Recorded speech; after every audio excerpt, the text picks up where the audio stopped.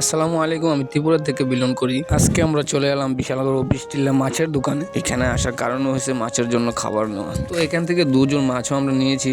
আপনারা যদি কেউ নিতে চান এই অফিস টিল্লা এই দোকানটা থেকে নিয়ে যেতে পারেন। দাদা অনেকে ভালো, কিছু কম রেটেও দেয়। এই মাছটি অ্যাকচুয়ালি শখ করে পালা আর কি। তো আমি কিছুদিন ধরে ভিডিও বানাচ্ছি। তো আমার আপন মানুষ থেকে আমি সাপোর্ট পাচ্ছি না, আর পাড়ার মানুষ তো অনেকটাই দূরে। তো আমার সময়টা এখন অনেকটাই খারাপ যাচ্ছে। আপনারা সবাই পেজটিকে ফলো করবেন এবং লাইক করে আমার পাশে থাকবেন। আমিও দেখতে চাই সোশ্যাল মিডিয়ার জোর কতটা। তো এখন এখান থেকে বেরিয়ে আমরা চলে গেলাম হচ্ছে একটা রেস্টুরেন্টে যাওয়ার কারণটা হচ্ছিল তখন বাজছিল রাত্র 10টা, আর আমাদের পেটেও লেগেছিল অনেকটাই খিদা। তাই আমরা 5 প্লেট পোলা মাংস অর্ডার করে ফেললাম। আর আমাদের ত্রিপুরাতে এটাকে বলা হয় বিরিয়ানি মাংস। এটাই হচ্ছে সত্য।